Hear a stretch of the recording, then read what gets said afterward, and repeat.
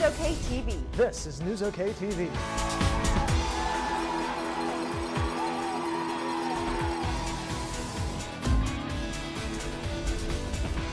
Welcome to NewsOK TV Internet. I'm Dave Morris. And I am Angie Bruss. It is Wednesday, September 21st, 2011. Thanks for joining us. Mustang police are investigating the shooting death of Nichols Hlls Fire Chief Keith Bryan. Officers say Bryan was shot during an apparent home invasion. It happened Tuesday night. He later died at the OU Medical Center. Bryan's wife called police around 10 o'clock Tuesday night to report a man had broken into their home in the 1300 block of Rose Hill Drive. Detectives are still searching the scene for clues.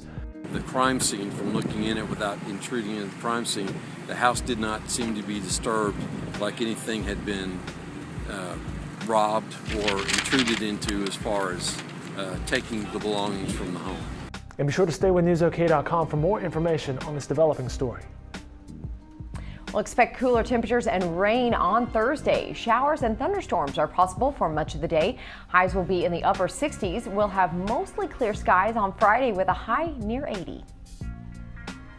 Trade Wind Energy will build a new wind farm in northwest Oklahoma. The farm will be built in Garfield and Grant counties. The new wind farm will provide power for nearly 1.5 million people in Alabama. MAPS 3 officials are studying rowing and whitewater facilities in other cities to help guide local improvements to the Oklahoma River. A subcommittee met earlier this week to discuss adding a whitewater course.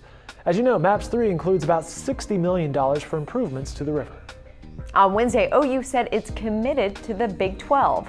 OU Athletic Director Joe Castiglione said he was in full support of President David Boren's decision to remain with the conference. Boren stated the university's commitment to the Big 12 late Tuesday, minutes after Pac-12 Commissioner Larry Scott announced his conference would not expand. OU had previously stated it would only remain in the conference with major concessions. The school had asked Big 12 Commissioner Dan Beebe be removed and restrictions be placed on Texas Longhorn Network. Castiglione says reforms will be important to the future of the conference. OSU has been preparing for their game against Texas A&M. The Cowboys will travel to College Station. The game between the two top 10 teams will be the first conference matchup for the Pokes. Players and coaches say the energy level of practice has been much higher heading into their first Big 12 game of the season. We've worked hard on trying to keep that intensity for every game, but I think it's only human nature that in a 12-game season, as much as you'd like to play at a high level each week, I don't know that that's possible. And so I thought that our guys were in a good frame of mind and fairly focused last night. The Sooner football team is focusing on their Saturday matchup against Missouri. Last year, OU played the Tigers in Columbia and lost the game. OU was ranked number 1 before last season's loss to Missouri, and they are ranked number 1 again heading into this year's matchup. However, Coach Bob Stoops says revenge will not be a factor in this weekend's game. We got embarrassed the way we played and the way they beat us, that we want to play better. And what works for you is getting is the way you prepare, the way you work, and the way you play in the game. A 4th grade teacher from Hollis Public Schools was named Teacher of the Year.